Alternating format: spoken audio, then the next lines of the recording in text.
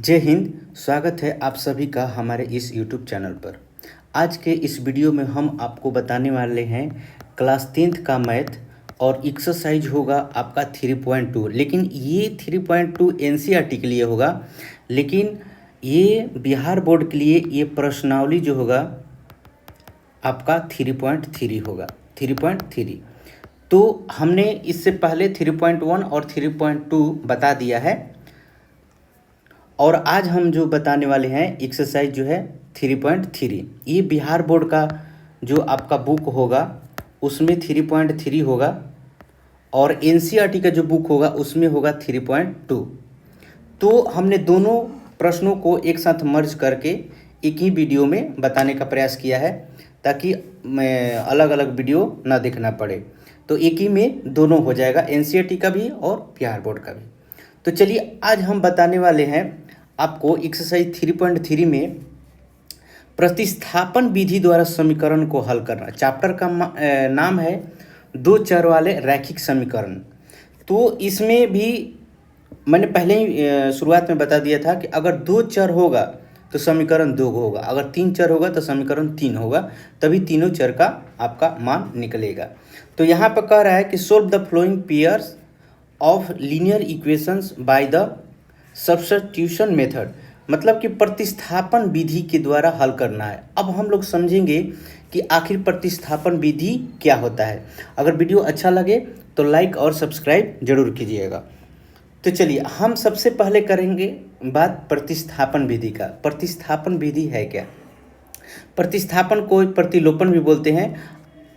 इसके बाद वाले क्वेश्चन में हम पढ़ेंगे प्रतिस्थापन और विलोपन। एक विलोपन विधि भी पढ़ेंगे, विलोपन विधि भी पढ़ेंगे, और एक प्रतिस्थापन।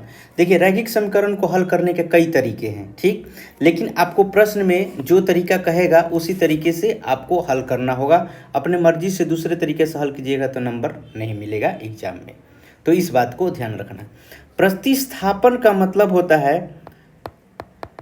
कि आप वहाँ से एक वस्तु को उठाइए और दूसरे जगह उसको स्थापित कर दीजिए, वहाँ पर रख दीजिए। किसी वस्तु को एक जगह से उठाइए और दूसरी जगह रख दीजिए, और रख कर वहाँ पर यहाँ से मान निकालना है। तो यहाँ पर प्रतिस्थापन मतलब कि समीकरण एक होगा और ये समीकरण दो होगा। समीकरण एक से किसी एक वेरिएबल का मान निकालेंगे और दूसरे समीकरण में उसी वेरिएबल का मान रख देंगे। और मान निकालना और रखना क्या होता है, अब हम इसको बारे में बताते हैं। देखिए, जैसे समीकरण x + y = 14 है, तो ध्यान दीजिएगा, एक तरफ ये LHS साइड है और एक तरफ ये RHS साइड है। एक तरफ ये बायां पक्ष है और एक तरफ दायां पक्ष है। तो देखिए, जिसका हमको मान ज्ञात करना होता है उसको हम अकेला छोड़ देते हैं, और उसके साथ जो भी रहेगा उसको धक्का मार के हम दूसरे साइड में भेज देते हैं। तो धक्का मार कर दूसरे साइड भेजने का मतलब कि अगर वो प्लस में है तो दूसरे तरफ जाएगा तो माइनस में हो जाएगा, अगर गुना में है तो उधर जाएगा तो भागा में हो जाएगा, अगर भागा में है तो गुना में हो जाएगा। जैसे हम जिसका मान निकालेंगे उसको मान लीजिए हम बाएं पक्ष में रखेंगे, LHS साइड में रखना चाहते हैं, तो LHS साइड की तरफ जो भी संख्या होगा या वेरिएबल होगा उसको हम उठाकर इसे दाहिने साइड में रख देंगे। जैसे हम x का मान ज्ञात करना चाहते हैं तो इसके साथ y है, तो y को हम दाएं पक्ष में भेज देते हैं। तो देखिए, ये माइनस में था, सॉरी इधर प्लस में था तो इधर चला गया माइनस में। ये आपका समीकरण एक है। अब ये समीकरण दो है, तो क्या करेंगे कि x का इस मान को समीकरण हम दो में रख देते हैं, समीकरण दो में हम रख देते हैं। अब लिखेंगे समीकरण दो में x का मान रखने पर तो हम समीकरण दो में समीकरण एक से जो x का मान निकाले हैं उसको हम रखते हैं। तो समीकरण दो क्या है, तो x - y = 4 है। अब हम x के जगह, ये हमारा x है, इसके स्थान पर x का वैल्यू कितना आ गया, ये वाला आया है आपका 14 - y। तो यहाँ पर लिखेंगे 14 - y, पहले से एक -y है, ज्यों का त्यों छोड़ देंगे, = 4। अब देखिए, हमारा एक वेरिएबल आ गया तो हमारा एक वेरिएबल का मान आसानी से निकल जाएगा। एक इक्वेशन में एक वेरिएबल रहता है तो मान आसानी से निकल जाता है। तो अब देखिए यहाँ पर क्या करना है कि जैसे आपका ये जो वेरिएबल है, चर है, चर को एक तरफ रखेंगे और कांस्टेंट वैल्यू को या इसके सिवा जो भी हो उसको हम दूसरी तरफ रखेंगे। तो चलिए हम रखते हैं ये y और y -2y हो जाएगा, इसलिए कि माइनस माइनस प्लस हो जाएगा, दोनों माइनस में इक्वल टू, ये 4 है, ये 14 इधर प्लस में है तो इधर जाएगा तो माइनस में हो जाएगा। अब यहाँ पर ध्यान दीजिएगा -2y हो गया, छोटे में से जब बड़ा घटाते हैं तो माइनस में आंसर आता है, तो -10 हो जाएगा। अब देखिए दोनों तरफ माइनस है तो दोनों तरफ माइनस है तो ये कैंसिल हो जाएगा, तो 2y इक्वल टू कितना हो जाएगा 10। अब ये 2 से भागा दे दीजिए, 2 से भागा दे दीजिए आप दाएं पक्ष में, मतलब कि हमको वेरिएबल को अकेला रखना है तो हम अकेले रखेंगे, उसके साथ जो भी है उसको हम मार के भगा देंगे, लात मार के भगा देंगे। तो ये 5 हो गया, तो y का वैल्यू कितना आ गया, अब यहाँ पर 5 आ गया। हमने क्या किया था, प्रतिस्थापित किया था, हमने मान को रखा था, उसमें प्रतिस्थापित किया तो उसको रखा था, ठीक है। तो हमने देखिए x का मान रखा, हमारा y का मान निकल गया। तो अब हम y का मान जो है समीकरण 1 में रखेंगे, पुनः लिखेंगे, पुनः y का मान समीकरण 1 में रखने पर अब 1 में रख दीजिए। तो 1 क्या था, x equal to 14 minus y था, y का मान कितना आ गया आपका 5 आया, तो रख दीजिए 14 माइनस 5, तो x के बराबर, x बराबर कितना हो जाएगा आपका 9। तो x का वैल्यू 9 आया, y का वैल्यू कितना आया 5 आया। तो देखिए ये सही है कि नहीं, आप इसको साबित प्रूफ करने के लिए आप समीकरण में x और y दोनों का मान रखिए, आपका LHS बराबर RHS आ जाएगा। देखिए x का मान आपका कितना आया है 9 और y का मान कितना आया 5, अब दोनों को जोड़ने पर कितना आ रहा है 14। तो देखिए समीकरण 1 में रखने पर क्या हुआ, सेटिस्फाइड हो गया, प्रूफ हो गया, इसका मतलब x और y दोनों का मान सही है। उसी तरह समीकरण 2 में भी रख लीजिए, 9 माइनस 5 इक्वल टू कितना आ गया 4। देखिए LHS बराबर कितना आ गया RHS आ गया, इसका मतलब हमने जो मान निकाला है वो एकदम सही है, बिल्कुल सही है। तो प्रतिस्थापन विधि में क्या करना है, आपको किसी एक वेरिएबल को मान निकालना है और दूसरे समीकरण में उस वेरिएबल का मान रख देना है, ठीक है, तो आपका मान आसानी से आ जाएगा। अब यहाँ पर आपको यही थोड़ा समझना है कि उस वेरिएबल का मान कैसे निकालेंगे। तो एक होता है आपका बायां पक्ष LHS साइड और एक होता है RHS साइड दायां पक्ष। तो LHS में किसी एक वेरिएबल को अकेला रखेंगे और बाकी सबको RHS में भेज देंगे, तो हमारा एक वेरिएबल को वो मान होगा जो समीकरण 1 या समीकरण 2 में हम रखेंगे। अब ये देखिए समीकरण 1 है और ये समीकरण 2 है। तो समीकरण 1 से हम s का मान निकालते हैं और 3 + t करते हैं, t को हम भेज देते हैं दूसरे साइड में, तो s का मान कितना आ गया 3 + t, ये समीकरण 1 है। अब हम लिखेंगे समीकरण 2 में s का मान रखने पर रख देते हैं, तो s बटा 3 + t/2 = 6 आ गया। इस का मान कितना है, तो 3 + t और यहाँ पर कितना है 3 + t/2 = कितना 6। तो देखिए फ्रैक्शन का ऐड है तो सबसे पहले यहाँ पर एलसीएम ले लीजिए। हम यहाँ पर एलसीएम लेते हैं, 3 और 2 का एलसीएम कितना हो जाएगा 6 हो जाएगा। अब 3 से भागा देंगे 6 में, कितना बार में कटेगा 2 बार में, तो हम 2 से ऊपर में गुना करते हैं, 2 से गुना करते हैं तो कितना हो जाएगा 3 + t प्लस, अब हम 2 से भागा देंगे 6 में से कितना बार में कटेगा 3 बार में, तो ऊपर में 3 से गुना करते हैं तो कितना हो जाएगा 3 × t, 3t बराबर कितना है 6। अब हम यहाँ पर क्या करेंगे कि अब ये नीचे है, क्रॉस मल्टीप्लिकेशन करेंगे, अब ये नीचे है तो हम इसको भेज देंगे RHS तरफ, मतलब कि ये भागा में तो उधर गुना में चल जाएगा। अब यहाँ पर ब्रैकेट भी टूट जाएगा तो कितना, ये 2 है 3 + t + 3t = कितना होगा 6 × 6। आगे का काम करते हैं, अब ये ब्रैकेट तोड़ते हैं, तो ब्रैकेट जब तोड़ेंगे तो 2 से दोनों तरफ गुना होगा, 3 दूनी 6 + 2t प्लस यहाँ पर कितना हो जाएगा 3t इक्वल टू कितना 36। 6 इधर है प्लस में, इधर जाएगा माइनस में आ जाएगा, तो कितना हो जाएगा, और टी जुड़ जाएगा, 2 और 3 कितना हो जाएगा, ये 5। तो 5t इक्वल टू 36 माइनस 6, तो 5t बराबर कितना हो जाएगा 30। अब ये 5 से भागा दे देंगे, 5 से भागा देंगे तो कितना बार में कट गया, 6 बार में, तो t का वैल्यू कितना आ गया 6। अब यहाँ पर आपका t का जो मान आया कितना आ गया 6। अब इस t का मान जो है समीकरण 1 में रखेंगे, समीकरण 1 में क्या करेंगे, हम रख देंगे। तो ये यहाँ पर अब हम मान रखते हैं समीकरण 1 में। अब लिखेंगे t का मान समीकरण 1 में रखने पर तो कितना हो जाएगा, s इक्वल टू 3t था, 3 प्लस टी था, सॉरी 3 प्लस टी, तो s इक्वल टू कितना हो जाएगा 3 प्लस 6, तो s बराबर कितना आ गया 9। तो इस तरह से आपका दोनों वेरिएबल का मान आसानी से निकल गया। अब आपको जांच करना है कि ये हमारा सही है कि नहीं, तो आप जांच कर सकते हैं। समीकरण 1 में मान रख लीजिए, s का मान कितना आया आपका 9 आया, t का मान कितना आया आपका 6 आया, तो 9 में से 6 घटाइए तो देखिए 3 आया, LHS बराबर RHS। सही है। चलिए, तो इस तरह से हम प्रतिस्थापित करके हम मान निकालेंगे। अब यहाँ पर चलते हैं समीकरण क्वेश्चन नंबर 3। क्वेश्चन नंबर 3 में ये समीकरण 1 है और ये एक समीकरण 2 है। समीकरण 1 को पहले हम यहाँ से x या y का मान निकालते हैं। चूँकि लिखेंगे, चूँकि 3x minus y equal to 3 है, तो यहाँ पर 3x इक्वल टू कितना हो जाएगा 3 प्लस वाई हो जाएगा। अब ये 3x है तो x को हमको अकेला करना है, तो क्या करेंगे, यहाँ पर गुना में है तो भागा में दे देंगे, y कितना हो जाएगा 3। हमने क्या बोला था कि पहले किसी एक वेरिएबल को अकेला छोड़ना होगा।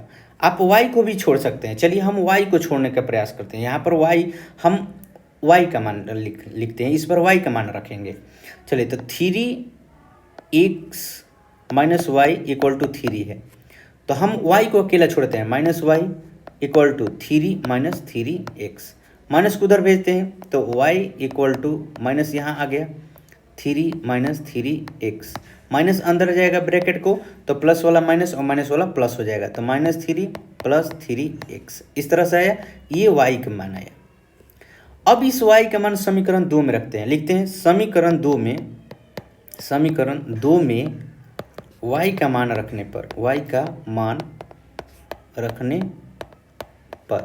मान रखते हैं तो 9x minus 3 plus 3x equal to कितना आया 9। ये समीकरण आपका 2 है, इसमें हमने y का मान रख दिया। देखिए y का मान रख दिया, y की जगह पर इसका मान रख दीजिए। y बराबर जो है उसी को हम रख देंगे y के स्थान पर, तो y के स्थान पर हमने रख दिया। आपका कितना था समीकरण, तो 9x minus 3y equal to 9 था। हमने केवल y के जगह पर y का मान को रखा है। अब हम इसको हल करते हैं, तोड़ते हैं, तो ये 9x हो जाएगा। अब देखिए ये ब्रैकेट के अंदर टूटेगा तो दोनों के साथ गुना होगा, ये माइनस है तो माइनस यहाँ पर भी है तो प्लस हो जाएगा, माइनस में माइनस से गुना होगा तो प्लस 3 का कितना हो जाएगा 9, प्लस और माइनस क्या हो जाएगा माइनस 3 का 9x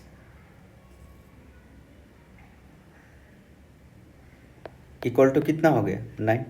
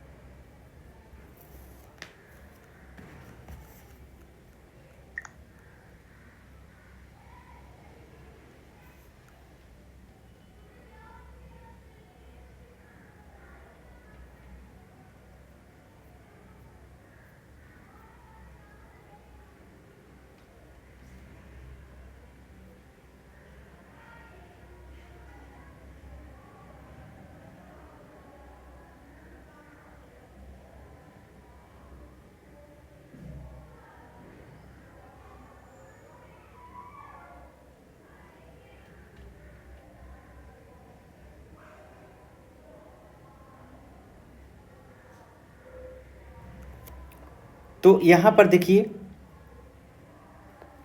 9x और 9x कट गया तो 9 बराबर क्या आ गया 9। इसका मतलब कि जब ये दोनों कट जाए तो इसका मतलब हम ये समझते हैं कि x बराबर जो होगा 0 होगा।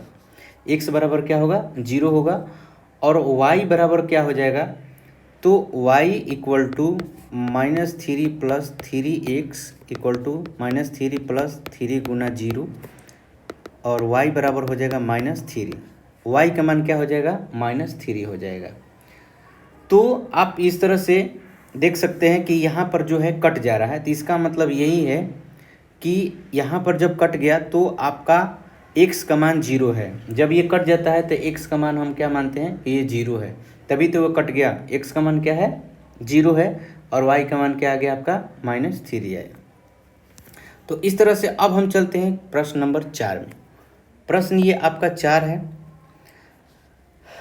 4 में आप ये देखेंगे कि दोनों तरफ जो है पॉइंट है एक एक अंक के बाद। तो सबसे पहले आप यहाँ पर पॉइंट हटाने का प्रयास कीजिए, नहीं तो आपको बनाने में तकलीफ होगा, ज़्यादा बड़ा हो जाएगा और मल्टीप्लाई करने में आपको कहीं कन्फ्यूजन हो सकता है। तो हम इसको पहले आसान बनाते हैं। तो 0.2x plus 0.3y equal to कितना है 1.3। तो जब एक अंक के बाद पॉइंट के बाद एक अंक है तो नीचे में एक 0 होता है, तो 2x/10 हो जाएगा प्लस यहाँ पर भी 3y/10 हो जाएगा इक्वल टू 13/10 हो जाएगा। खुशी की बात है कि दोनों तरफ 10 है। एलसीएम लेंगे तो कितना हो जाएगा 10। अब जैसे ही यहाँ पर लिए एलसीएम तो 10 से भाग देंगे तो एक ही बार में कटेगा, तो 1 से गुना होगा तो सेम वही अंक आएगा इक्वल टू कितना 13/10। अब ये देखिए नीचे वाला दोनों बराबर है, तो हम यहाँ पर ये भागा में है तो इधर गुना में हम भेजेंगे तो क्या होगा, ये गुना में आ जाएगा तो कट जाएगा, तो यहीं पर कटा देते हैं। तो 2x plus 3y equal to कितना आ गया 13। ये समीकरण 1 आया, समीकरण 1 आया। अब यहीं से x का मान 1 निकाल लेते हैं, तो 2x equal to 13 minus 3y हो जाएगा। तो x बराबर क्या हो जाएगा, तो 13 माइनस 3y और बट्टा में हो जाएगा 2। ये गुना में था तो हमने यहाँ पर भागा में भेज दिया। अब समीकरण 2 को भी इसी तरह से कर लेते हैं। 0.4x plus 0.5y equal to 2.3। अब हम यहाँ पर इसको फ्रैक्शन में बदलते हैं, तो 4x/10 प्लस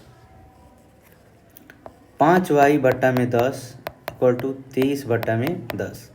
दोनों तरफ एलसीएम लेते हैं, सॉरी यहाँ पर एलसीएम लेंगे 10, तो कितना हो जाएगा 4x plus 5y equal to 23/10। 10 cancel हो जाएगा, तो 4x plus 5y equal to कितना आ गया 23। ये समीकरण आपका 2 हुआ। अब हम क्या करेंगे कि समीकरण 2 में x का मान रखते हैं। हमारा x का मान कितना आया था, ये हमारा x का मान था। तो समीकरण 2 में लिखेंगे हम यहाँ पर समीकरण 2 में x का मान रखने पर रखते हैं। तो 4 है, x का मान कितना है आपका यहाँ पर, तो 13 minus 3y/2 plus 5y equal to कितना 23। अब ये 2 से 2 बार में कट गया, तो 2 से गुना होगा ब्रैकेट के अंदर प्लस ये 5y इक्वल टू कितना 23। तो कितना हो जाएगा 13 दूनी 26 माइनस 2 गुना 3y plus 5y equal to कितना 23। 26 minus 6y plus 5y equal to 23। 26 को उधर भेजते हैं या इसको अब सॉरी यहाँ पर पहले घटा लेते हैं और 26 को उधर भेजते हैं। तो ये -6y है अब प्लस 5y, इसका मतलब माइनस वाला अगर बड़ा में है तो आंसर माइनस में आएगा, मतलब कि -y होगा घटाएंगे तो। और ये 23 माइनस 26 हो जाएगा, 23 माइनस 26 हो जाएगा। -y इक्वल टू ये भी माइनस में हो जाएगा, -3 घटाएंगे तो माइनस माइनस क्या हो गया कैंसिल, y का मान कितना आ गया 3। अब इस y का मान समीकरण 1 में रखते हैं, लिखेंगे y का मान समीकरण 1 में रखने पर रख दीजिए। तो समीकरण 1 आपका कितना था, तो x equal to 13 minus 3y/2। y का मान कितना आया आपका 3, तो 13 माइनस 3 गुना 3/2। तो 13 माइनस कितना हो जाएगा 9 और बाई 2, तो कितना हो जाएगा 4/2। ये कट जाएगा 2 बार में। x का मान कितना आ गया 2। 13 में से 9 घटेगा तो 4 बचेगा, तो x का मान कितना आ गया 2। तो इस तरह से x और y दोनों का मान आपका आसानी से निकल गया। अब हम चलते हैं अगले प्रश्न। देखिए अगला प्रश्न आपका रूट वाला आ गया, इसे डरने की जरूरत नहीं है, सब एक ही जैसा बनेगा। ये है समीकरण 1 और ये है समीकरण 2।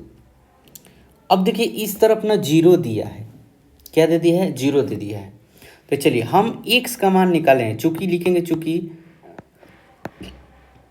2x प्लस 3y बराबर 0, एक को उस तरफ धकेलते हैं तो √2x इक्वल टू -√3y, और यहाँ पर x बराबर कितना हो जाएगा तो -√3/√2y। ये समीकरण 1 है। अब लिखेंगे समीकरण 2 में x का मान रखने पर रखते हैं तो कितना है √3x minus √8y equal to कितना है 0। x का मान हम रखते हैं यहाँ पर, x का मान, ये x का मान है हमारा, तो रखते हैं √3 यहाँ पर हो जाएगा और गुना हो जाएगा कितना -√3/√2y माइनस √8y बराबर कितना है 0, बराबर 0 है। चलो तो यहाँ पर गुना करेंगे तो क्या हो जाएगा, जैसे हम गुना यहाँ पर करते हैं तो √3 और √3 क्या हो जाएगा 3 हो जाएगा, रूट कैंसिल हो जाएगा, 3 का 9 हो जाएगा। तो मतलब कि गुना ऐसे होगा √3 गुना √3 हुआ, तो इसका मतलब हम ऐसे लिख सकते हैं 3 गुना 3, और पेयर बन रहा है तो एक बाहर निकल जाएगा, तो -3y/√2 minus √8y equal to 0। अब देखिए यहाँ पर एलसीएम लेते हैं, यहाँ पर 1 छिपा हुआ है तो एलसीएम कितना हो जाएगा √2 हो जाएगा। तो √2 में √2 से भागा देंगे तो एक बार में कटेगा, तो एक में गुना होगा तो 3y हो जाएगा, माइनस यहाँ पर 1 से भाग देंगे तो √2 बार में कटेगा, और √2 में √8 से गुना हो जाएगा, तो कैसे लिखेंगे 2 गुना 8 मतलब कि 16, तो रूट हो जाएगा 16y हो जाएगा इक्वल टू 0। अब इसको ना इधर भेज दीजिए, ये भागा में है तो गुना में चला जाएगा, तो जैसे ही गुना में जाएगा तो -3y यहाँ पर लिखेंगे, माइनस ये 16 है तो 16 को आप क्या लिख सकते हैं 4 गुना 4, इसका मतलब कि 4 बाहर निकल जाएगा, तो 4y इक्वल टू कितना हो जाएगा 0। अब यहाँ पर लिखें जोड़ेंगे तो कितना होगा 7 -7y इक्वल टू 0, तो -7 को उधर भेजते हैं तो y इक्वल टू 0/-7, तो y का मान कितना आ गया 0। तो इस तरह से हमने देखा कि y का मान कितना आ गया 0 आ गया। तो इसी तरह से हम आगे भी हल करेंगे, तो y का मान 0 आया तो इसका मतलब x का भी मान 0 ही आएगा। तो हम यहाँ पर लिखेंगे समीकरण 1 में y का मान रखने पर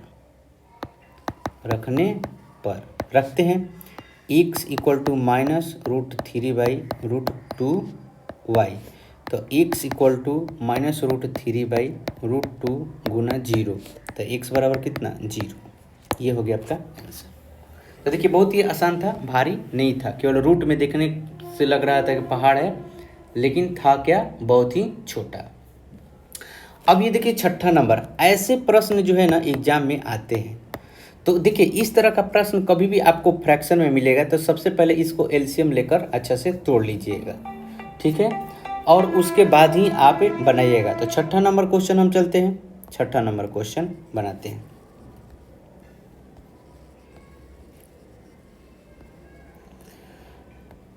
छठा नंबर क्वेश्चन क्या, सॉरी हाँ छठा नंबर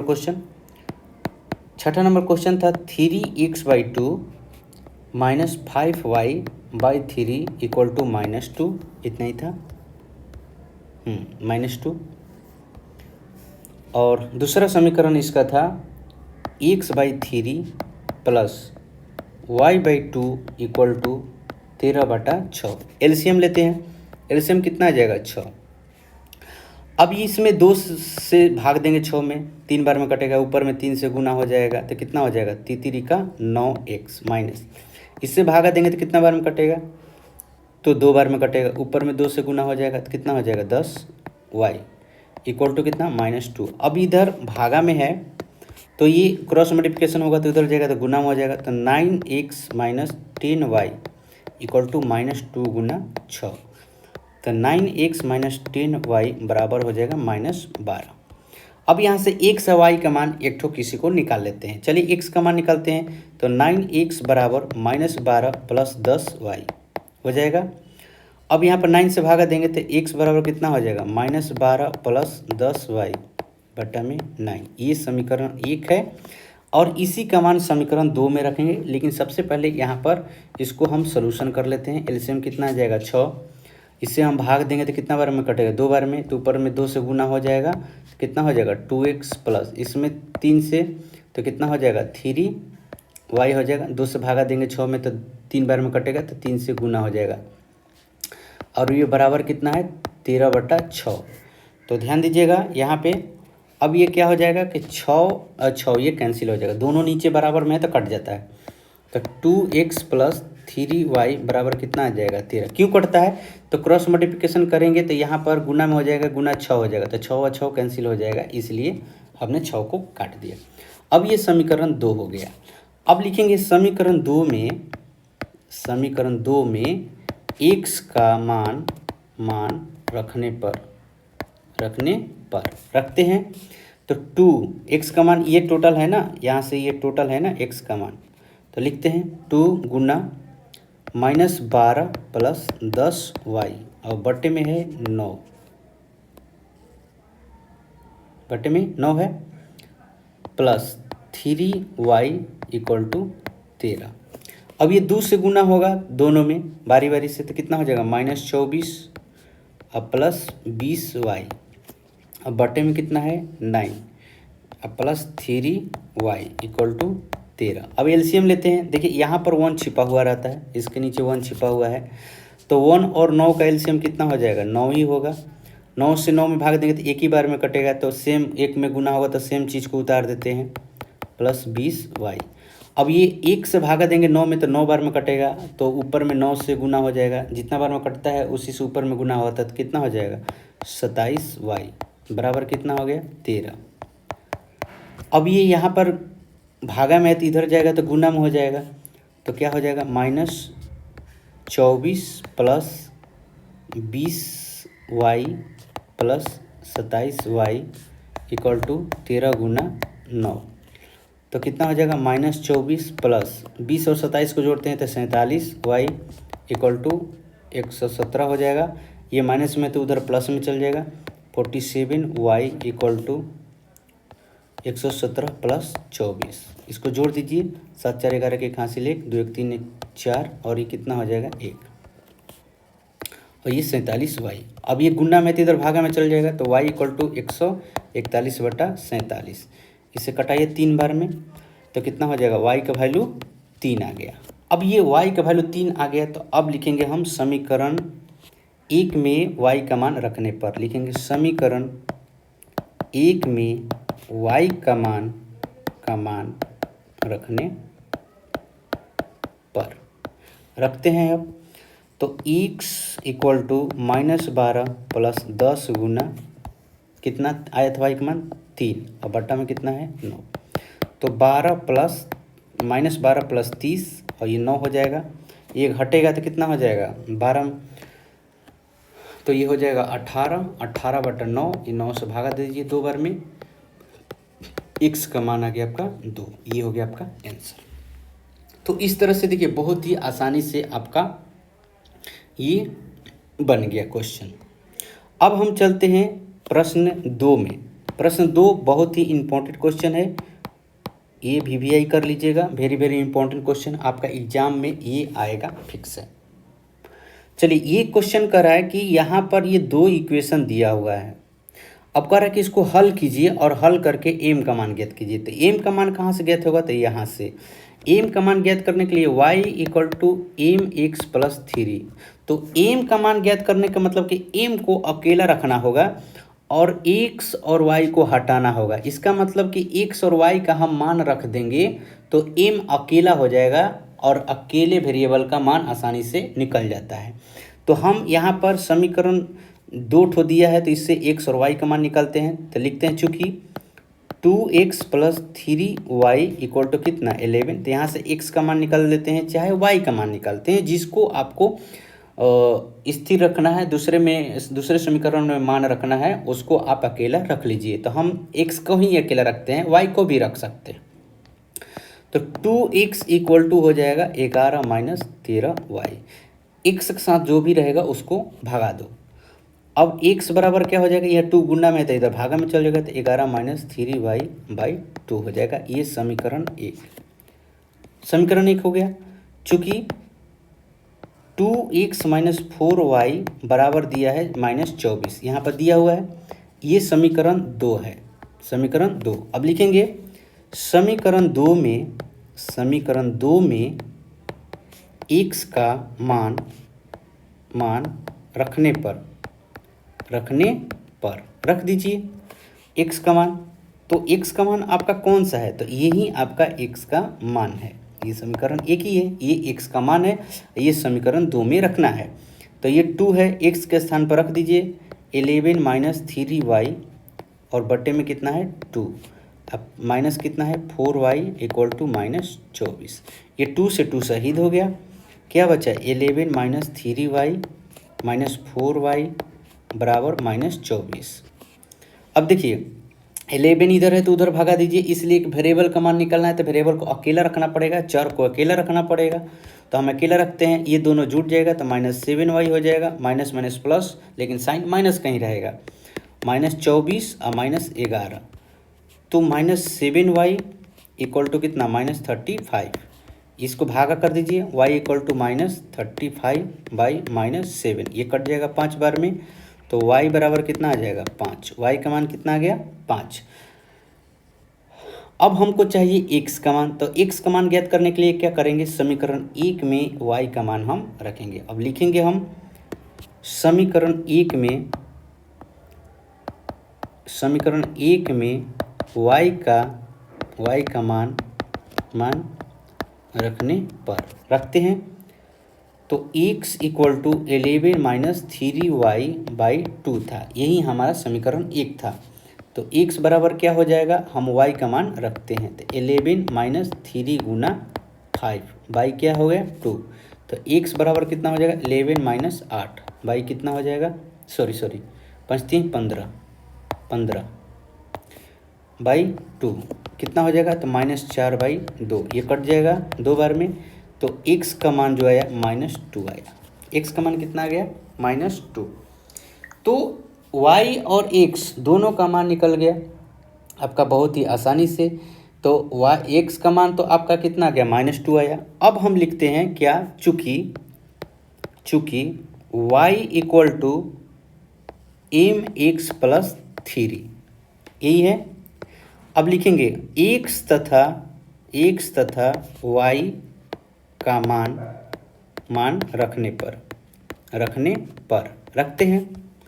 तो y का मान कितना है 5 इक्वल टू m गुना -2 और प्लस 3।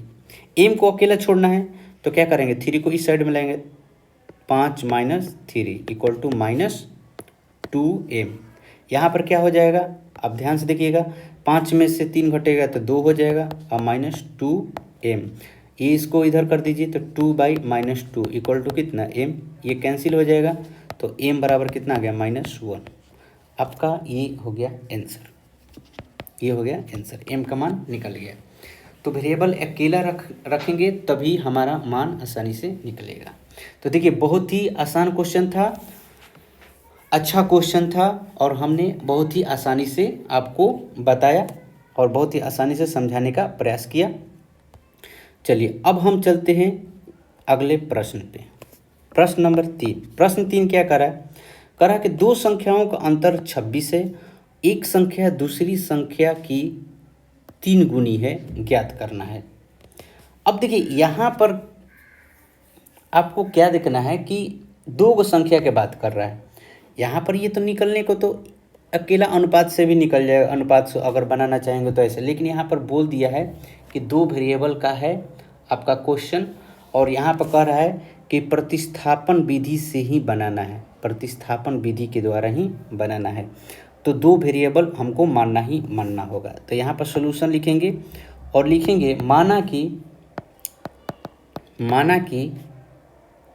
पहली संख्या बराबर x और दूसरी संख्या बराबर y। प्रश्न के हिसाब से क्या लिखेंगे? अकॉर्डिंग टू क्वेश्चन, प्रश्नानुसार दोनों का अंतर जो है 26 है। तो मान लीजिए पहला संख्या बड़ा है और दूसरी संख्या क्या है? छोटी है। तो x minus y equal to कितना? 26। ये समीकरण 1 हो गया। समीकरण 1 हो गया। ये केस फर्स्ट स्थिति 1 आप लिख सकते हैं, स्थिति 1 माने केस फर्स्ट। केस दूसरा स्थिति 2। यहाँ पर कह रहा है कि पहली एक संख्या जो है दूसरी की 3 गुनी है। तो देखिए एक संख्या ये है और एक संख्या y है। तो एक संख्या माने पहली संख्या जो है दूसरी की 3 गुनी है। तो दूसरी की 3 गुनी कौन है? पहली है ना। तो हमने पहले ही बताया था कि जिसको कहेगा कि 3 गुनी है उसमें गुना नहीं करना है, उल्टा गुना करना है। तो हम y में गुना करेंगे। तो x बराबर क्या हो जाएगा यहाँ पर? 3y। x बराबर 3y। बात को समझिए यहाँ पर, ये समीकरण 2। यहाँ पर क्या बोला? एक संख्या दूसरी की 3 गुनी है, यही समझना है। 3 गुनी कौन है? पहली संख्या ना। तो हम पहली में 3 गुना नहीं करेंगे, दूसरी में 3 से गुना करेंगे। क्यों? क्योंकि हमने यहाँ पर बराबर का साइन दिया है ना। तो बराबर करने के लिए हम उल्टा गुना करते हैं या उल्टा जोड़ते हैं। इस बात को ध्यान रखिएगा। हम दूसरे साइड में गुना करते हैं या दूसरे साइड पे जोड़ने के लिए कहेगा तो जोड़ेंगे। बराबर करने के लिए हमने बराबर का साइन दिया। अगर इसको 3 गुना कर देंगे तो ये 3 गुना ये तो बड़ा हो जाएगा ना इससे। तो बराबर का साइन देने से तो बराबर नहीं कहलाएगा। तो इसलिए हम ऐसा करते हैं। चलो तो अब यहाँ पर x का मान समीकरण 1 में लिख दो। लिखते हैं समीकरण 1 में x का मान रखने पर इसलिए कि यहाँ पर x जो है अकेला आपको दिखने को मिल रहा है, x बराबर 3y। तो हम इसका मान आसानी से रख देते हैं। तो x minus y equal to आपका है 26। x का मान कितना है? 3y minus y equal to कितना? 26। ये घटेगा तो कितना हो जाएगा? 2y इक्वल टू कितना आ गया? 26। तो y इक्वल टू कितना आ जाएगा? 26/2। ये कट जाएगा 13 बार में। y का मान कितना आ गया? 13। अब समीकरण 2 में y का मान रख दीजिए। समीकरण 2 में y का मान रखने पर रखिए। तो x बराबर कितना है? 3y। तो x बराबर 3 गुना 13। तो x बराबर कितना आ गया? 39। आपका प्रश्न में यही कह रहा था ना कि पहली संख्या जो है दूसरी की 3 गुनी है। तो देखिए दूसरी की 3 गुनी है। पहली संख्या आपका कितना था? x था और दूसरी संख्या कितना आया? 13 आया। y था तो पहली संख्या 39 हो गया और दूसरी संख्या कितना? 13। तो 13 3 39, 3 गुना आ गया ना। आपका सही आंसर आ गया। तो इस तरह से आपको बनाना होगा और जैसा प्रश्न में कहेगा वैसा ही लिखना होगा। और इक्वेशन बनाने के लिए यहाँ पर ही आपको सबसे ज़्यादा समस्या का सामना करना पड़ेगा कि हम इसको लिखे कैसे। कोई लिख देगा 3x इक्वल टू वाई, लेकिन ये गलत हो जाएगा। आपको यहीं पर यही ध्यान दे रहा है कि किसको 3 गुनी कह रहा है। तो जिसको कहेगा 3 गुनी 4 गुनी 5 गुनी उसमें गुना नहीं करना है, दूसरे वाले में गुना करना है।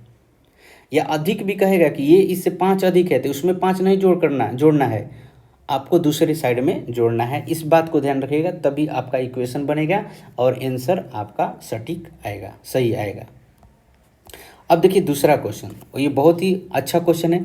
कह रहा है कि दो समपूरक कोणों में बड़ा कोण छोटा से 18 अधिक है। अधिक का मतलब कि दोनों में से जब घटाइएगा ना तो 18 आएगा। जैसे आपके पास 10 रुपया है और आपके छोटे भाई के पास 3 रुपया है, तो क्या कहिएगा कि आप जो है 7 अधिक है छोटे से। इसका मतलब कि 10 में से 3 घटाइएगा तो 7, इसका मतलब कि 7 आप अधिक हैं। तो उसी तरह से ये भी बोला था, यहाँ पे लिखेंगे माना कि बड़ा कोण बराबर x और छोटा कोण बराबर कितना y। ये आपका सॉल्यूशन है। यहाँ पर इस तरह से लिखना होगा और इस तरह से हम इसको बहुत ही आसानी से बनाएंगे। तो केस फर्स्ट लिखते हैं। स्थिति पहली स्थिति में आपको क्या जानना होगा?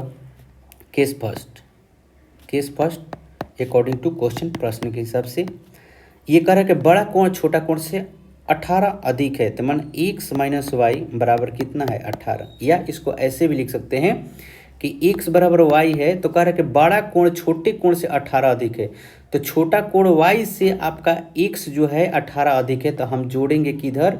आपके y के तरफ। मैंने अभी बोला था कि जिसको कहेगा उसके तरफ आपको जोड़ना नहीं है और ना ही उधर गुना करना है, उल्टे साइड में करना है। तो यहाँ पर देखिए कह रहा है ना कि छोटा कोण से 18 अधिक है, तो कौन? बड़ा कोण 18 अधिक है ना, तो बड़ा कोण में नहीं जोड़ना है, छोटे कोण में जोड़ना है, क्योंकि यहाँ पर हमने बराबर का साइन दिया है बराबर करने के लिए। इस बात को ध्यान में रखिएगा, समझिएगा। तो ये हो गया आपका समीकरण 1। केस दूसरा, इसमें क्या करा है? अब तो समीकरण 1 ही मिला, एक और समीकरण चाहिए ना। तो यहाँ पर ध्यान दीजिएगा संपूरक के बारे में, कि संपूरक के बारे में आप क्या जानते हैं, संपूरक क्या कहलाता है? तो संपूरक कोणों का योग जो होता है 180 डिग्री होता है। तो लिखेंगे चूंकि संपूरक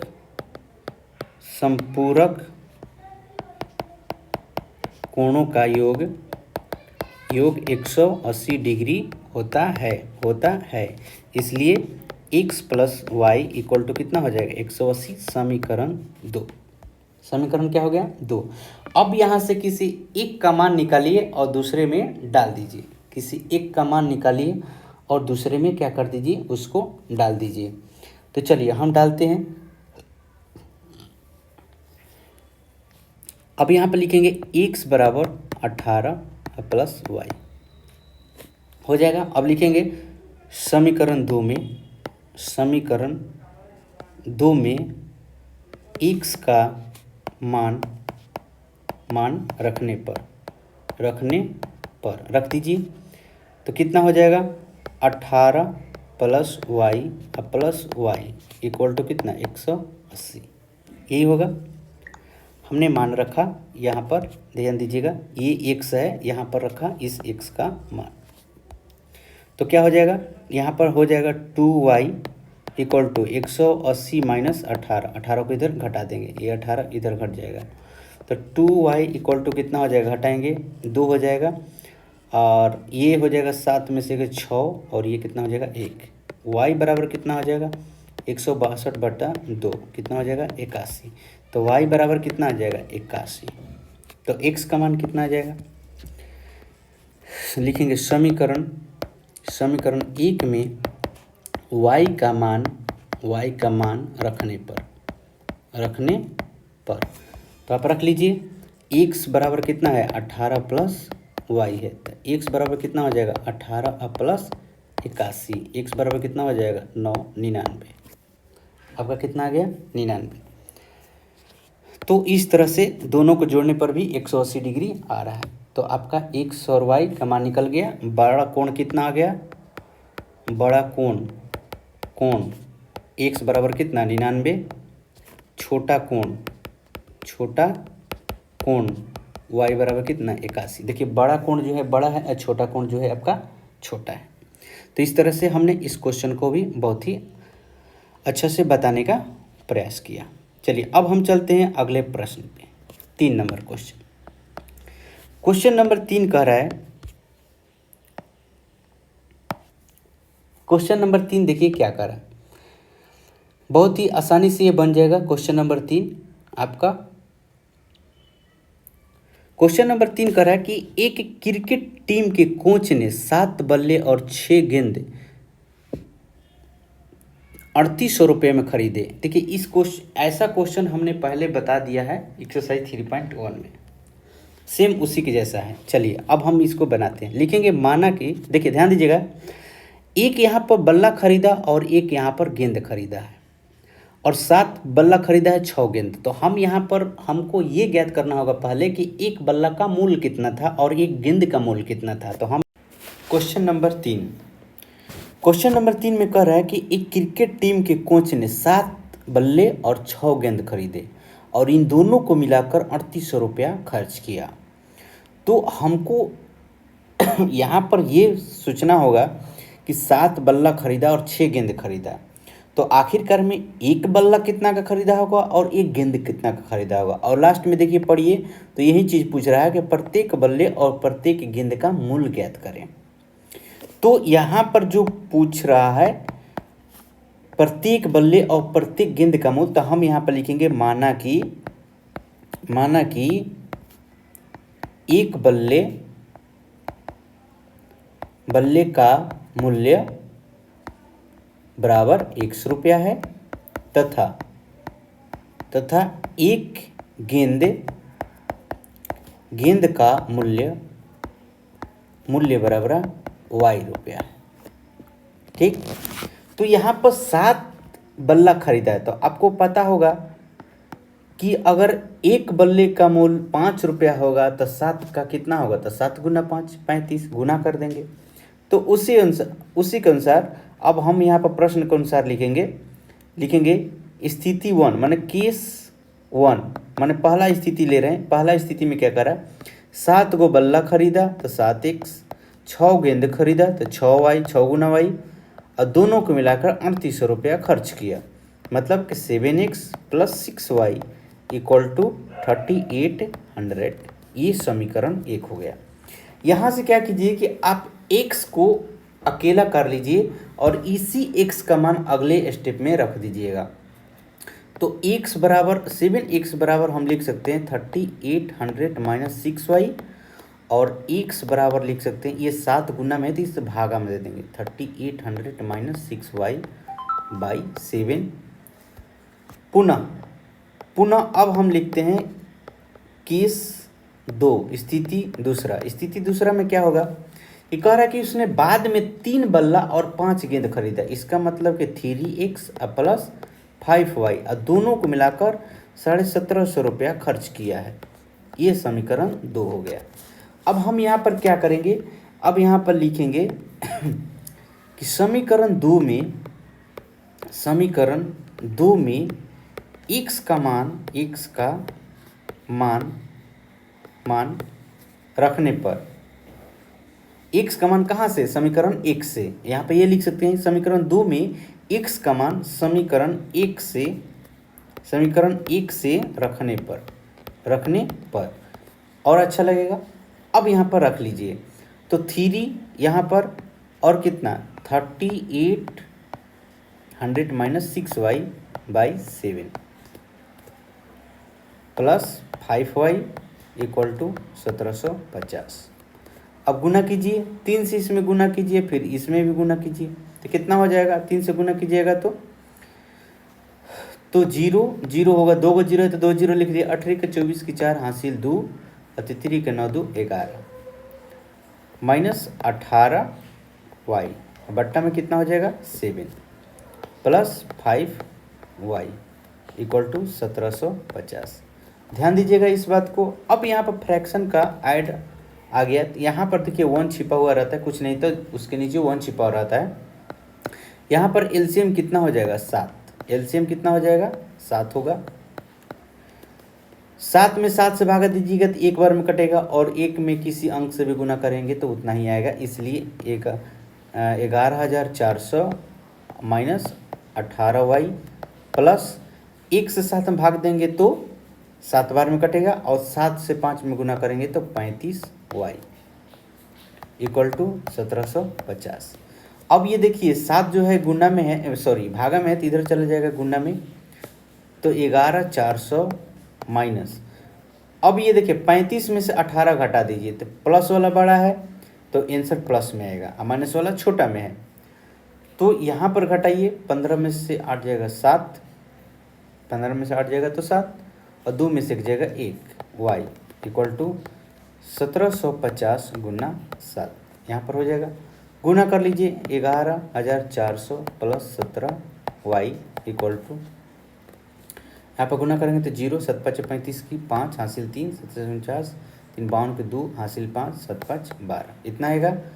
अब इधर प्लस में है ये तो उधर माइनस में चल जाएगा। 17 Y equal to 12,250 minus 11,400 equal to घटाइएगा तो कितना हो जाएगा 85, 850 आ जाएगा घटाइएगा तो।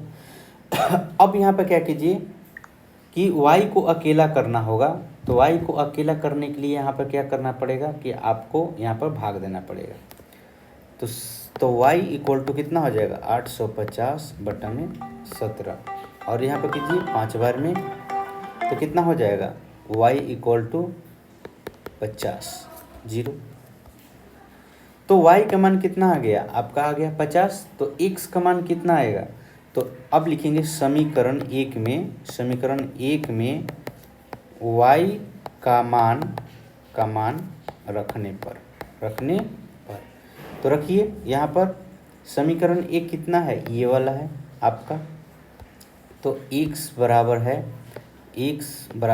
3800 माइनस 6y/7। तो रख लीजिए 3800 माइनस 6 गुना 50 और बट्टा में हो जाएगा 7, तो 6 5 कितना हो जाएगा 30, 3800 माइनस 6 5 30, 1 0 है तो 0 बट्टा में 7, तो हो जाएगा। आप घटाइएगा तो 3500 और बट्टे में हो जाएगा 7, 7 से कटा दीजिए, यहाँ पर हो जाएगा 500। तो x का जो मान आया 500 आया, मतलब कि एक ठो आप बल्ला खरीदिएगा तो उसका मूल्य 500 रुपया, और एक गेंद खरीदिएगा तो उसका 50 रुपया। तो यहाँ पे लिख सकते हैं अतः एक बल्ले का मूल्य बराबर 500 रुपया तथा एक गेंद का मूल्य बराबर 50 रुपया है। ये हो गया आपका आंसर, बहुत ही आसानी से बन गया। चलिए अब हम चलते हैं अगले प्रश्न पे, प्रश्न नंबर 4। देखिए बहुत ही अच्छा क्वेश्चन है। ये क्या कर रहा है कि एक नगर में टैक्सी के भाड़े में एक नियत भाड़े के अतिरिक्त चली गई दूरी पर भाड़ा शामिल किया जाता है। जैसे कहने का मतलब कि मान लीजिए आप किसी शहर में जाते हैं या किसी गांव में, तो एक स्टेशन से अगर कोई गाड़ी जाती है, ऑटो जाती है, टेम्पो जाती है, तो स्टेशन से एक स्थान जो फेमस होता है वहाँ पर फिक्स भाड़ा रहता है कि मान लीजिए कि 10 रुपया लेंगे, ठीक है। या कोई मंदिर रहता है, स्टेशन से इस मंदिर के पास जाइएगा या इस बाज़ार के पास जाइएगा, जैसे मान लीजिए सभी बाजार समिति रहता है, सभी जगह बाजार समिति लिख देते हैं, बाजार समिति। तो स्टेशन से बाजार समिति का भाड़ा जो है 10 रुपया फिक्स है। लेकिन आप कहिएगा कि नहीं हमको बाजार समिति से थोड़ा और आगे जाना है, मेरा वहाँ पर घर है, तो वो कहेगा कि वहाँ का भाड़ा जो है ना अलग लगेगा, प्रत्येक किलोमीटर पर मतलब 10 रुपया या 5 रुपया अधिक लेंगे। तो यहाँ पर वही बात कर रहा है कि एक नियत भाड़े के अतिरिक्त चली गई दूरी पर भाड़ा सम्मिलित किया जाता है। कह रहा है कि 10 किलोमीटर दूरी के लिए भाड़ा जो है 105 रुपया, अगर 10 किलोमीटर जाइएगा तो 105 रुपया फिक्स है, तथा 15 किलोमीटर के लिए भाड़ा जो है आपका 150 रुपया है। तो नियत भाड़ा तथा प्रति किलोमीटर भाड़ा क्या होगा, तो नियत भाड़ा मतलब कि आपका स्टेशन से बाजार समिति का भाड़ा मान लीजिए कि 100 रुपया है, तो यहाँ पर लिखेंगे माना कि, यहाँ पर लिख लेते हैं माना कि टैक्सी का नियत भाड़ा बराबर 100 रुपया तथा तथा प्रत्येक प्रत्येक अतिरिक्त अतिरिक्त प्रति किलोमीटर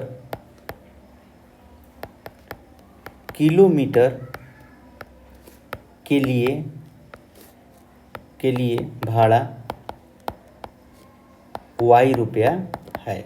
y रुपया है तो यहाँ पर बोला है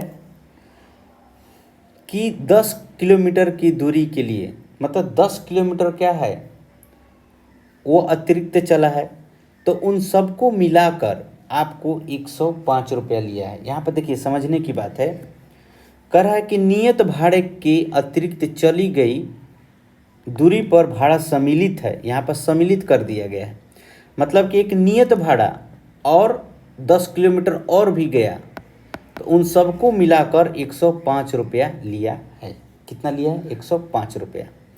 तो मतलब कि नियत भाड़ा तो उसमें सम्मिलित है ही, और 10 किलोमीटर और दूरी गया, तो 10 किलोमीटर जो दूरी गया है तो 1 किलोमीटर के लिए कितना y रुपया लिया है, तो 10 किलोमीटर के लिए कितना लेगा? 10 गुना y। तो 100 रुपया फिक्स है नियत भाड़ा। नियत भाड़ा कितना है? 100 रुपया फिक्स है अकॉर्डिंग टू क्वेश्चन, प्रश्न के अनुसार। स्थिति फर्स्ट माने केस 1 हम पहला स्थिति में चलते हैं कि 105 रुपया लिया है, 105 रुपये में लिया है, मतलब हमको स्टेशन से घर तक जाना था, तो बाजार समिति तक तो हमारा फिक्स था कि 100 रुपया देंगे, लेकिन हम बाजार समिति से और आगे जाना था 10 किलोमीटर दूर, तो दोनों को मिलाकर बोला कि 105 रुपया लगेगा। तो प्रत्येक किलोमीटर पर कितना लिया? तो प्रत्येक किलोमीटर पर y रुपया लिया है, तो मतलब 10 किलोमीटर चला है तो 10 गुना y, और दोनों को मिलाकर कितना हो गया? 105 रुपया। तो दोनों को मिलाकर यहाँ पर 105 रुपया होगा, तो लिखेंगे यहाँ पर कितना? 105 रुपया। समीकरण 1। समीकरण क्या होगा? 1। यहाँ से आप लिख सकते हैं कि x बराबर 105 माइनस 10y। इस बात को लिख लीजिए। पुनः केस दूसरी स्थिति में क्या है? कह रहा कि 15 किलोमीटर गया और 155 रुपये गया। 15 किलोमीटर गया मतलब कि 100 रुपया तो फिक्स था, और 15 किलोमीटर गया है तो 15 गुना y लिया होगा, और दोनों को मिलाकर कितना? 155 रुपये। ये हो गया समीकरण 2। अब समीकरण 1 और 2 से आप x और y का मान निकालिए। इसका मतलब कि नियत भाड़ा और प्रत्येक किलोमीटर का भाड़ा। तो आगे का हम प्रश्न बनाएंगे। कह रहे कि एक व्यक्ति को 25 किलोमीटर यात्रा करना होगा तो भाड़ा कितना देगा? तो x प्लस 25y देगा। तो यहाँ पे x का वैल्यू लिखिए और फिर y का वैल्यू लिखिए और गुना कीजिए और जोड़िए, आपका आंसर आ जाएगा। कह रहा कि 25 किलोमीटर यात्रा करना होगा तो कितना देगा? तो एक नियत भाड़ा 100 रुपया तो देना ही होगा, माने फिक्स भाड़ा है कि 10 रुपये यहाँ से वहाँ तक जाएंगे तो लेंगे ही लेंगे, तो 10 रुपये तो देना ही है, और उसके आगे जो जाइएगा उसके लिए आपको देना होगा, तो ये वाला पैसा आपको देना होगा। तो अब हम यहाँ पर लिख देंगे समीकरण 2 में x का मान समीकरण 1 से रखने पर समीकरण 1 से जो x का मान निकाले हैं वही रखना है। तो कितना निकाले हैं? 105 माइनस 10y प्लस यहाँ पर 15y है इक्वल टू 155। अब देखिए 105 को उधर धकेल देते हैं, और यहाँ पर 15y में से 10y को घटाएंगे तो कितना हो जाएगा? 5y बराबर 155 माइनस 105। अब घटा देते हैं तो कितना आ जाएगा? 5y इक्वल टू कितना? 50। y बराबर कितना हो जाएगा? तो 50/5 भाग दे दीजिए। y का मान कितना आ गया? 10 रुपया। मतलब कि 1 किलोमीटर पर 10 रुपया वो ले रहा है। अब हम यहाँ पर क्या करेंगे? समीकरण 1 में x का मान y का मान रखने पर, समीकरण 1 में y का मान रखने पर रख दीजिए। तो कितना था? x बराबर 105 माइनस 10y था, तो x बराबर कितना हो जाएगा? 105 माइनस 10 गुना 10, तो 105 माइनस 100 बराबर कितना? 5 रुपया। मतलब कि उसका नियत भाड़ा जो था 5 रुपया था, वो 5 रुपया फिक्स है कि लेगा ही लेगा। उसके बाद प्रत्येक किलोमीटर पर 10 रुपया ले रहा था। तो चलिए यहाँ पर कितना गया 25 किलोमीटर, तो x प्लस 25y, तो x का वैल्यू कितना 5 प्लस 25 गुना 10, y का मान कितना 10, तो 5 प्लस 250 बराबर कितना हो जाएगा 255 रुपया। उसने 255 रुपया दिया है 25 किलोमीटर जाने के लिए। कितना रुपया दिया है 255 रुपया। तो इस तरह से आप बहुत ही आसानी से बना सकते हैं। ये हो गया 255 रुपया 25 किलोमीटर के लिए। तो यहाँ पर लिख सकते हैं 25 किलोमीटर के लिए भाड़ा, यहाँ पर लिख लीजिएगा 25 किलोमीटर के लिए भाड़ा बराबर क्या होगा, तो इतना होगा। ठीक है, चलो इस तरह से हमने आपको बहुत ही आसानी से बताने का प्रयास किया। अब हम चलते हैं अगले प्रश्न पे। अगले प्रश्न पे चलते हैं। 5वां नंबर क्वेश्चन देखिए क्या कह रहा है। कह रहा है कि ए फ्रैक्शन बिकम्स, मतलब कि यदि किसी भिन्न के अंश और हर, तो फ्रैक्शन क्या होता है x बाई वाई। ये ऊपर वाला जैसे मान लीजिए ये आपका अंश हो गया नोमिनेटर, ये अंश हो गया, और नीचे वाला होता है हर, ये डिनोमिनेटर होता है। तो क्या कह रहा है कि अंश और हर दोनों में 2 जोड़ने पर इतना प्राप्त होता है। तो यहाँ पर लिखेंगे सबसे पहले कि माना कि अंश बराबर x है, माना कि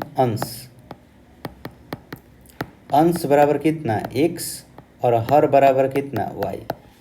तो भिन्न क्या हो जाएगा आपका, अतः फ्रैक्शन क्या हो जाएगा, भिन्न हो जाएगा x बटा y, मतलब कि अंश बटा हर, अंश बाई हर, ये हो जाएगा। ठीक, अब अकॉर्डिंग टू क्वेश्चन, इसके प्रश्न के जैसे कह रहा है वैसे हम चलना है। स्थिति फर्स्ट कह रहा है कि अंश और हर दोनों में आप क्या कीजिए कि 2 जोड़ दीजिए, माने x बटा y है, इन दोनों में आपको क्या जोड़ना है 2 जोड़ना है। तो यहाँ पर भी 2 जोड़ दीजिए, यहाँ पर भी 2 जोड़ दीजिए, तो आपका रिजल्ट क्या आएगा, तो रिजल्ट जो आएगा 9/11 आएगा। ये 9/11 बोला है, 9/11 है। अब यहाँ पे क्या करना है कि आपको क्रॉस मल्टीप्लिकेशन करना है। इसको इधर भेज कर गुना कर दीजिए, इसको इधर भेज कर गुना कर दीजिए, तो 11x + 2 हो जाएगा इक्वल टू 9y + 2 हो जाएगा। ये बहुत ही इंपॉर्टेंट क्वेश्चन है, आप इसको टिक लगा लीजिएगा। वेरी वेरी इंपॉर्टेंट, आपके एग्जाम के दृष्टिकोण से बहुत ही इंपॉर्टेंट क्वेश्चन है, बहुत ही महत्वपूर्ण क्वेश्चन। अब गुना करते हैं, ब्रैकेट तोड़ेंगे तो दोनों में बारी बारी से गुना होगा। तो कितना होगा 11x + 11 दूनी 22 इक्वल टू 9y प्लस कितना 18। अब x और y को एक तरफ कर लीजिए यहाँ पर, तो समीकरण 1 मिल जाएगा। तो 11x - 9y इक्वल टू 18 - 22, तो 11x - 9y इक्वल टू -4। ये हो गया समीकरण 1, ये समीकरण आपका 1 हो गया समीकरण 1, इसको मान लीजिए। अब यहाँ से आप क्या कर लीजिए कि x का मान ज्ञात कर लीजिए समीकरण 2 में रखने के लिए अभी ही, इक्वल टू -4 + 9y, x बराबर हो जाएगा -4 + 9y/11। इस x का मान हम आगे समीकरण 2 में रखेंगे। अब हम यहाँ पर लिखेंगे पुनः केस 2 में हम चलेंगे। क्या कह रहा है कि यदि अंश और हर में 3 जोड़ दिए जाए, इस बार 3 जोड़ना है, तो इस बार 3 जोड़ना है, तो x में भी 3 जोड़िए और y में भी 3 जोड़ दीजिए। रिजल्ट क्या आएगा इसका, परिणाम कह रहा है कि 5/6 हो जाएगा तो यहाँ पर जैसे बोला है वैसे ही लिख दो 5/6। तो यहाँ पर 5/6 हो गया। अब क्या करना है, आपको यहाँ से क्रॉस मल्टीप्लिकेशन करना है। क्रॉस मल्टीप्लिकेशन करके आपको यहाँ से इक्वेशन बनाना होगा। क्रॉस मल्टीप्लिकेशन कर दीजिए, कैसे, इसको इधर गुना और इसको इधर गुना, तो यहाँ 6 से गुना हो जाएगा x+3 और यहाँ पर 5 से गुना हो जाएगा y+3। गुना कीजिए 6x+18 5y+15 हो जाएगा। एक बार इसमें गुना, एक बार इसमें गुना, एक बार इसमें गुना, एक बार इसमें गुना। ठीक है, अब यहाँ पे लिख लीजिए 6x - 5y = 15 - 18। y को हम बाएं पक्ष में लाए, 18 को दाएं पक्ष में भेज दिया, तो प्लस है तो माइनस में और माइनस है तो प्लस में हो जाता है।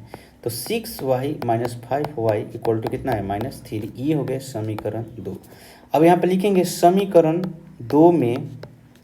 2 में x का मान समीकरण 1 से रखने पर रख दीजिए। यहाँ पर समीकरण 1 से हम रखते हैं, तो समीकरण 1 से हमारा x का मान क्या था, तो ये वाला था, इसको हम रखते हैं यहाँ पर। चलो, तो 6x था, तो 6 - 4 + 9y बट्टा में 11 - 5y = -3, इतना ही था। चलिए 6 से हम गुना करते हैं बारी बारी से, तो कितना हो जाएगा 6 चौका 24 - 24 प्लस 9 छक 54y बट्टा में कितना 11 माइनस 5y = -3। अब देखिए यहाँ पर जो है 1 छिपा हुआ है, तो हम यहाँ पर बटे पर का जोड़ घटाव बना लेते हैं, भिन्न का, फ्रैक्शन का, ऐड और सब्ट्रैक्ट। एलसीएम कितना हो जाएगा, तो 11 हो जाएगा, 11 हो जाएगा। अब 11 से 11 में भाग दीजिए तो एक बार में ही कटेगा, तो 1 से गुना होगा तो सेम नंबर ही रह जाता है।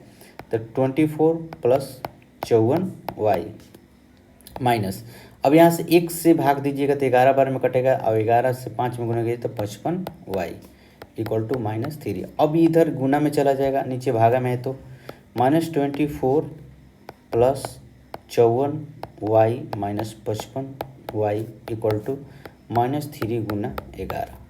अब देखिए माइनस वाला बड़ा है और प्लस वाला छोटा है, तो यहाँ पर घटेगा तो माइनस में आएगा, तो -y हो जाएगा। 55 में से 54 घटेगा आपका माइनस में आएगा, और यहाँ पर -33 और +24 तो कितना हो जाएगा 9, तो -9 हो जाएगा और -y ये कैंसिल हो जाएगा। y बराबर कितना आ गया 9, तो y का मान यहाँ पर कितना आ गया 9 आ गया।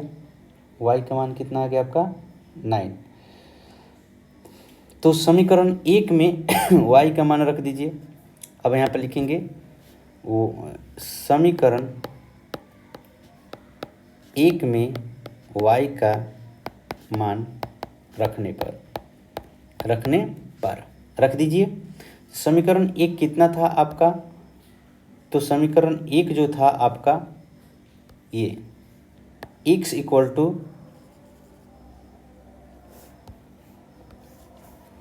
-4 + 9y/11 y का मान रखते -4 + 9 × 9 बटा में 11 कितना हो जाएगा, तो -4 + 81 बटा में 11, ये घटेगा तो कितना हो जाएगा 77 बटा में 11, 11 से कट जाएगा 7 बार में, तो x का मान कितना आ गया 7।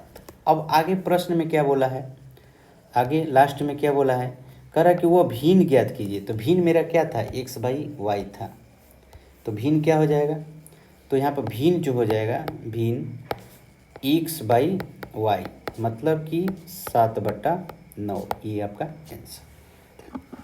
ये बहुत ही आसानी से आपका बन गया, और ये बहुत ही इम्पोर्टेंट क्वेश्चन है आपके एग्ज़ाम के लिए। इस पर बहुत ही ज़्यादा प्रयास कीजिएगा, प्रैक्टिस कीजिएगा, ताकि आपको अच्छा से समझ में आ जाए, बनाने आ जाए। अब हम चलते हैं 6ठा नंबर क्वेश्चन पे, ये भी इम्पोर्टेंट क्वेश्चन है।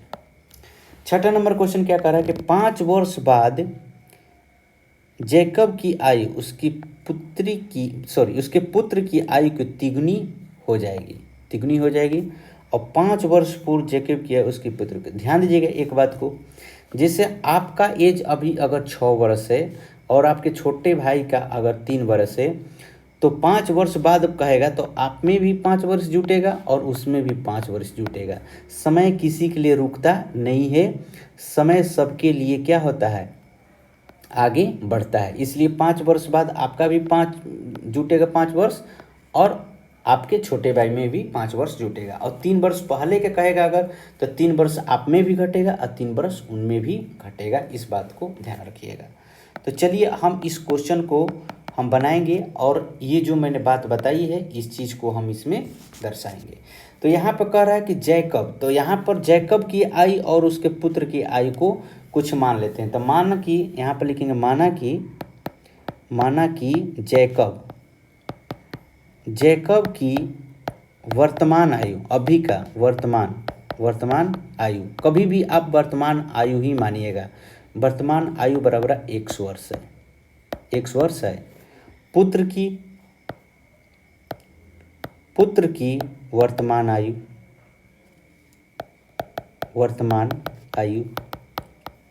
बराबर कितना, y वर्ष। इस तरह से आप मान लीजिए, ठीक है। अब प्रश्न के हिसाब से चलिए, अब प्रश्न में क्या कर रहा है, according to question case first, स्थिति फर्स्ट। पहला क्या कर रहा है कि जैकब की आयु 5 वर्ष बाद, तो 5 वर्ष बाद दोनों में जुटेगा x और बराबर यहाँ पर y लिख दिए और दोनों में हमने 5 वर्ष जोड़ दिया, दोनों में हमने क्या कर दिया, 5 वर्ष जोड़ दीजिए। अब यहाँ पर ध्यान दीजिएगा, 5 वर्ष बाद जैकब की जो आयु है उसके पुत्र की आयु से 3 गुनी, पुत्र की आयु से 3 गुनी कौन हो जाएगा, जैकब होगा ना। तो हम जैकब में गुना नहीं करेंगे, उसके पुत्र में गुना करेंगे, क्योंकि हमको बराबर करना है इक्वेशन, हमको बायां पक्ष और दायां पक्ष दोनों बराबर करना है। इसलिए जो 3 गुना है उसमें 3 से गुना नहीं करते हैं, दूसरे वाले में हम 3 से गुना करते हैं। इस बात को ध्यान रखिएगा। या ये शॉर्ट में हम आपको बता दें, जिसके साथ का के की और से लगा रहेगा उसी के साथ आप गुना कीजिएगा, ठीक है। इस बात को भी ध्यान रखिएगा। अगर आपको समझ में नहीं तो नोट में इस बात को लिख लीजिएगा कि जिसके साथ का के की या से जुड़ा रहेगा उसी के साथ आप गुना कीजिएगा। तो देखिए यहाँ पर से किसके साथ है, तो पुत्र के साथ है, तो पुत्र में 3 गुना होगा। ये पुत्र की आयु है y वाला, तो हमने पुत्र में 3 से गुना किया है। यहीं पर आपको इक्वेशन नहीं बनाने आएगा, तो हम आपको इक्वेशन बनाना यहाँ पर सिखा रहे हैं कि कैसे आप इक्वेशन आसानी से बना सकते हैं। तो इक्वेशन बनाना है ऐसे कि जिसमें भी कहेगा कि ये अधिक है तो उसमें अधिक नहीं जोड़ना है, उसके विपरीत वाले में हमेशा याद रखना है, उसके विपरीत वाले में। नहीं तो शॉर्ट में याद कर लीजिए, जिसके साथ का के की या से लगा रहेगा उसी के साथ हम आपको क्या करना है, हमें गुना करना है। हमने यहाँ पर कर दिया। अब हम इसको बनाते हैं, x + 5 = गुना करते हैं, एक बार इसमें भी गुना होगा, एक बार इसमें गुना होगा, 3y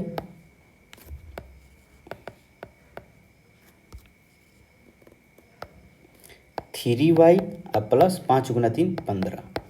अब यहाँ से कर लीजिए x - 3y = 15 - 5, तो x - 3y = कितना हो गया, 10। इक्वेशन फर्स्ट पहला इक्वेशन बन गया। यहाँ से x का मान निकाल लीजिए आपको रखने के लिए समीकरण 2 में। यहाँ से हमने x का मान ऐसे निकाल लिया। अब चलते हैं स्थिति सेकंड, केस दूसरा में। दूसरा क्या कर रहा है, अब कह रहा है कि 5 वर्ष पूर्व, तो पूर्व कर रहा है ना, तो पहले देखो, बाद कहेगा तो जोड़ेंगे, अब पहले कहेगा ना तो घटाएंगे, पूर्व कहेगा तो घटा देंगे। तो इसमें भी 5 घटा दिए, इसमें भी 5 घटा दिया, दोनों में से हमने दोनों का आयु 5 वर्ष घटा दिया। तो कह रहा है 5 वर्ष पूर्व जैकब की आयु उसके पुत्र की आयु की 7 गुनी थी।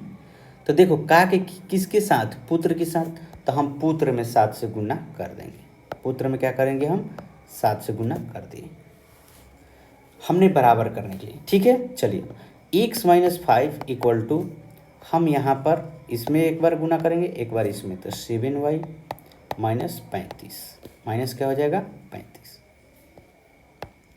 अब यहाँ पर कर लीजिए x - 7y एक तरफ कर लीजिए, चर वाले पद को, और अचर वाले पद के एक तरफ -35 अब +5, माइनस इधर था तो इधर जाएगा तो प्लस में हो जाएगा। X minus 7y equal to यहाँ पर क्या हो जाएगा -30। ध्यान दीजिएगा इस बात को, जब बाएं पक्ष से दाएं पक्ष में जाया जाता है तो साइन बदल जाता है। इस बात को हमेशा ध्यान में रखिएगा। नोट में लिख लीजिए कहीं कॉपी पर, एक कर्नर में ऐसे लिख लिया जाता है, इन नोट में ऐसे नोट करके इंपॉर्टेंट चीज़ को, जो चीज़ याद नहीं रहता है बार बार भूल जाते हैं, उस चीज़ को नोट में यहाँ पर लिख लिया जाता है। तो चलिए ये हो गया समीकरण 2। अब हम यहाँ पर लिखेंगे कि समीकरण 2 में x का मान समीकरण 1 से रखने पर रख दीजिए। तो x का मान यहाँ पर क्या 10 + 3y माइनस यहाँ पर 7y है इक्वल टू कितना -30। चलिए अब हम यहाँ पर क्या करेंगे, सॉल्यूशन करेंगे।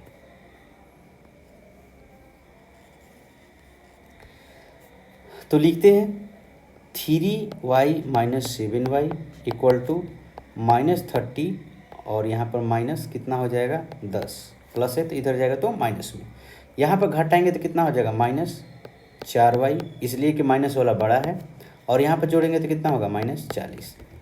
तो यहाँ भाग देंगे -40 और बट्टा में -4 से, तो माइनस माइनस कैंसिल, 4 से ये 10 बार में, तो y बराबर कितना आ गया 10। मतलब कि पुत्र का वर्तमान आयु कितना है 10 वर्ष। पुत्र का वर्तमान आयु बराबर कितना आ गया 10 वर्ष आ गया। अब हम यहाँ पर y का जो मान है समीकरण 1 में रखते हैं, लिखते हैं y का मान समीकरण 1 में रखने पर समीकरण 1 में रख दीजिए। तो समीकरण 1 कितना माने थे, x बराबर 10 + 3y, इतना ही आया था। x बराबर कितना हो जाएगा 10 + 3 × 10, तो कितना हो जाएगा 10 + 30, तो x बराबर कितना हो जाएगा आपका, नहीं कुछ गलत हो रहा है क्या,